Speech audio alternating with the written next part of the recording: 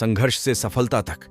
पुराने समय में एक व्यापारी था जिसने एक धनी साहूकार से पैसा ब्याज पर उधार लिया था, लेकिन व्यापार में बहुत नुकसान हो जाने की वजह से वह साहूकार का पैसा लौटा नहीं पा रहा था।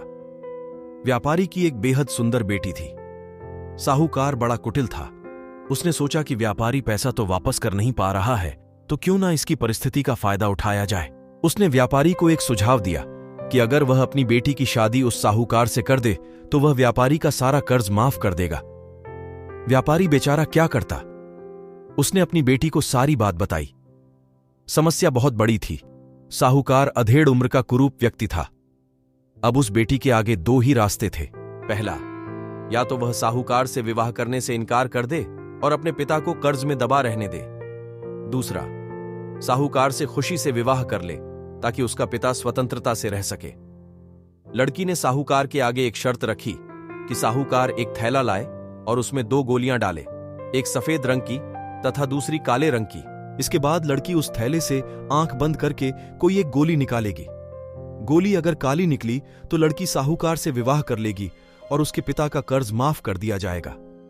साथ ही अगर गोली सफेद निकली तो जो भी पिता पर कर्ज है उसे माफ किया जाएगा, लेकिन लड़की साहूकार से विवाह नहीं करेगी।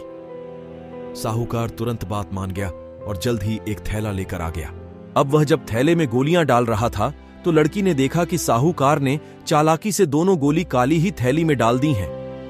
अब लड़की परेशान हो गई कि अब वह करे तो क्या करे। साहूकार का भांडा फोड़ भी दे तो भी वह दूसरी किसी चाल में उनको जरूर फंसाएगा।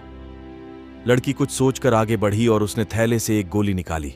गोली बाहर निकालते ही उसे हाथ से छिटका दी, जिससे गोली नाली में जा गिरी। लड़की बोली, माफ करना, गोली मेरे हाथ से छिटक गई, परंतु इसमें चिंता की कोई बात नहीं है। अभी भी आपके थैले में दूसरी गोली बची होगी, क्यों ना उसे देख लेते हैं। अगर गोली काली निकली तो मैंने सफेद गोली उठाई होगी और थैले में गोली सफेद निकली तो मैंने काली गोली उठाई होगी। व्यापारी ने थैले में हाथ डाला तो देखा थैले में से काली गोली निकली, क्योंकि वही बची थी और यह वह लड़की अच्छे से जानती थी। व्यापारी देखकर बोला, अरे बिटिया, थैले में तो केवल काली गोली बची है। इसका तो यही मतलब हुआ कि तुमने सफेद गोली उठाई थी। साहूकार बेचारा अब कुछ भी बोलने के काबिल नहीं रहा था। अगर वह बोलता तो उसकी चोरी पकड़ी जाती।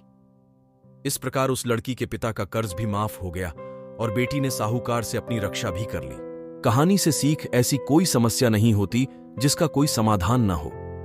बस जरूरत होती है शांत दिमाग से उसके समाधान को खोजने की।